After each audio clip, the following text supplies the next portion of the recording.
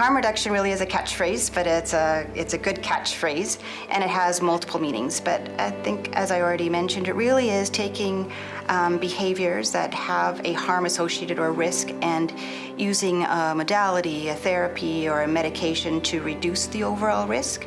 And it can be medical risk, it can be social risk, it can be legal risk. So trying to reduce the harms that's associated with a given behavior. So for example, injection drug use, we might, for the person who's not willing to quit or unable to quit or doesn't want to quit, provide clean needles so that they don't perhaps catch HIV or pass it on. Using clean needles so that they don't develop maybe abscesses and then have to go to the emergency room.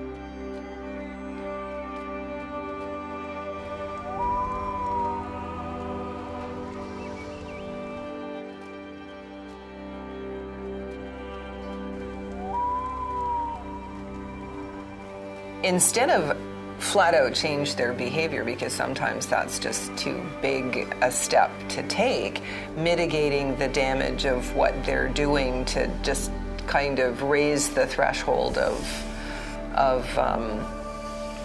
connection, I think, to a point where they are finally able to address whatever it is that they need to address. So it's now actually growing into something that we're looking at doing through the Healing Lodge. It's also raised some interesting topics of conversation, because I think from the Indigenous perspective, being completely substance-free is the ideal state to be in, right? And so deliberately engaging harm reduction strategies like methadone or Suboxone, it seems to be flying in the face of traditional teachings to some degree. But if you do think of it from the perspective that it's that sort of crutch that people need to get from where they are to where they want to be, and approach it from that perspective, but bearing in mind that people have to take that journey at their own pace, and so there's not kind of, or at least I don't believe there's tight time frame that you can assign to those things. One person may be able to go through that process in weeks or months. Another person may require years, but you have to look at the progress they're making towards where they want to go.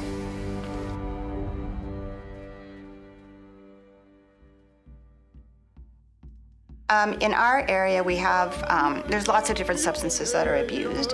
Probably maybe the oldest or most common, of course, is alcohol. Crystal meth is very common here, and probably the up-and-coming drug right now. Even people who are currently using other substances are moving over to crystal meth, and we see harms associated with that. A lot of people smoke it, but a lot of people inject it. So we see a lot of abscesses, or again, we're seeing transmission of hepatitis C. People with addictions tend not to take care of themselves, so we see, cirrhosis, we see end-stage liver disease. We see a lot of social effects, so a lot of families are falling apart. We see children's being put into care. That's the one that really hurts me. I hate seeing children having to go into care. I hate seeing families disrupted. I'm seeing people going into poverty because they're spending all their money on drugs, and if you truly have an addiction issue, you probably can't maintain a job. So not only are you spending your money unwisely, you're not buying food, you're not buying clothes, you're not paying your heating bill, you now aren't making any money either. So I see people starting to get into legal troubles. I see women starting to sell themselves, men as well, but women more. So that's kind of the harms that I'm seeing. So not all medical, I'm seeing a lot of sort of social, legal harms as well. Harm reduction literally means providing them with a stabilization type treatment plan like Suboxone, for example. You give that to them, and it eliminates all the harm associated with getting that drug. It doesn't cure them, it stabilizes them. I'm seeing the meth come in quite recently, but the biggest one is probably the alcohol, simply because it's there in our community, and any community for that matter. It's quite the epidemic.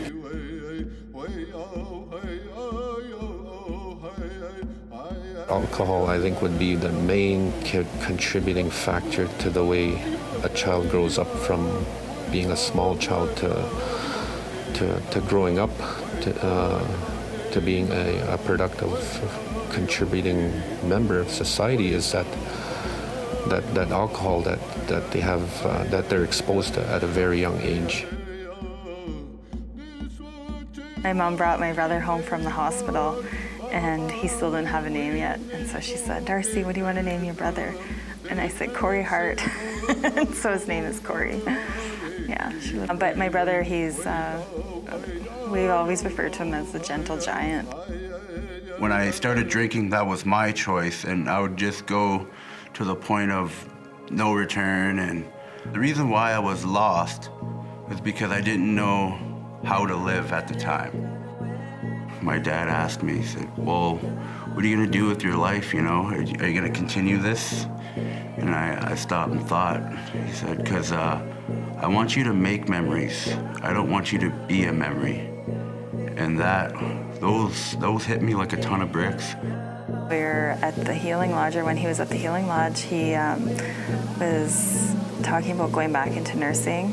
And then, because he's so, because of his experience and because of his wisdom, he's like, maybe he had this thought, he's like, maybe I should get into helping people a different way. And yeah, it's, if you have that gift, and use it, right? I know the difference between hurt and harm. I'd always hurt myself in order to feel more alive, but I didn't know who I was harming, and that was my family, my friends, my work, and everything I had I lost to alcohol because I didn't have that one thing. It's called respect, and it brought me down to my knees, and I was a slave to it.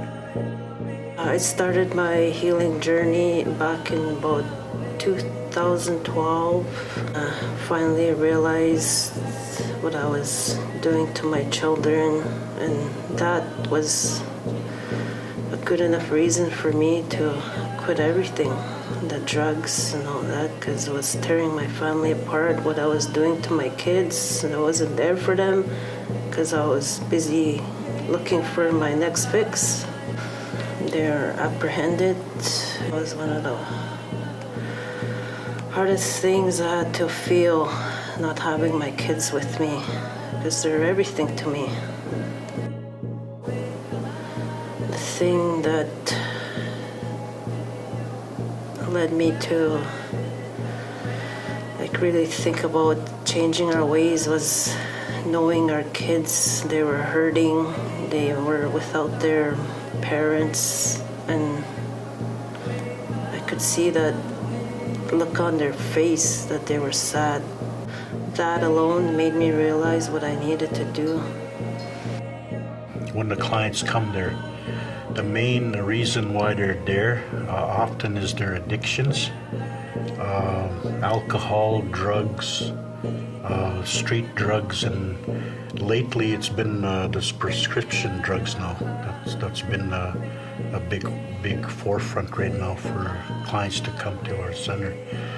And part of why they're addicted to these drugs, prescription drugs also, is because of they're dealing with a lot of trauma, a lot of violence, a lot of family violence, and most of them have experienced sexual abuse, sexual assault, physical abuse, and even spiritual abuse. So those are all the underlying issues that why they chose to use, I guess, the many things that they use. So that's the main reason why they're there.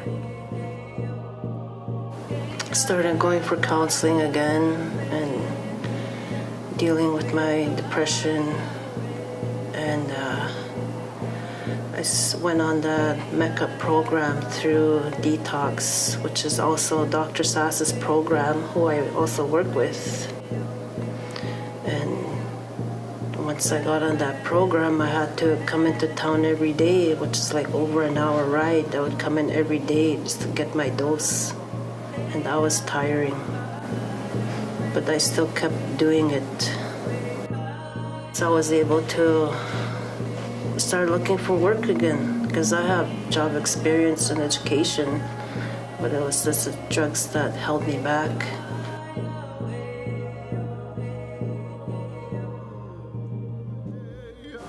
WNHAC is very understanding of my situation, and they're accepting, supporting, very supportive, and they don't judge me about my past. Like, I just feel so accepted since I started working at WNHAC. I'm not ashamed of my past, and since I started working there, it's helped me a lot in my healing journey, because I was depressed, I had low self-esteem, I had no confidence, but now just grown since I worked there. Within our programming at the Healing Lodge, we have a residential program with our clients, and yeah, the medicine wheel covers so much, right? It has the 4 different aspects of ourselves, so the mind, body, spirit, heart, the 4 medicines, but also the 4 stages of life are there too: childhood, youth, adult, and then beyond, right, into elder.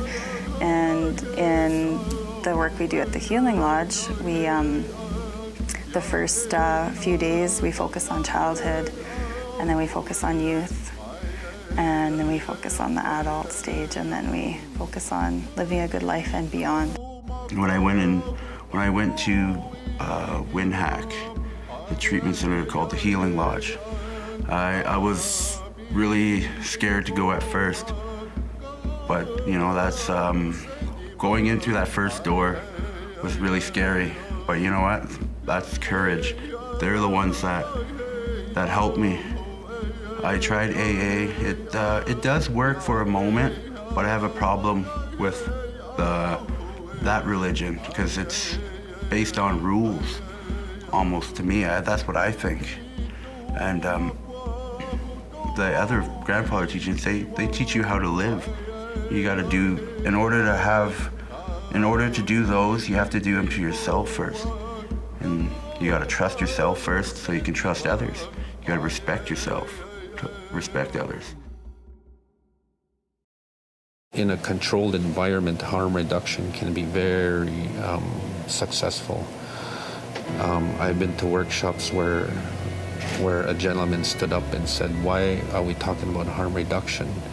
You want me to give my daughter, who has a drug problem, more drugs?" That's the kind of like an uneducated response. But if you were to ask a counselor or someone who studies or who knows a lot about harm reduction strategies, they would tell you that it's a very effective tool. The stigma behind it isn't a positive one, but the people who rely on harm reduction can tell you that that's what's keeping them stable. And I believe it works. I mean, I've used it in my practice, and just based on experience, I believe it works in a controlled setting. I think the biggest one for us is to provide a home, a place for them to come. In fact, our name, Nanandawayiming, was given to us by our elders, the name, and it's basically it's a place for healing, to come there to take care of their issues, their things that they're going through. And the main one for us to being there is to support those clients when they come there, because a lot of times they're just really afraid. I think it is really important. It's part of the healing continuum. Like I said, if we're meant to love each other, that has to be at all stages and all phases.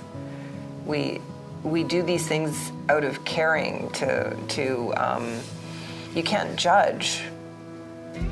You have to, I feel like we have to do whatever we can to help people get to where they need to go. It's a journey. You can't expect them to be at the destination overnight. And harm reduction is one of the incremental steps that we have to take. It's part of that loving journey.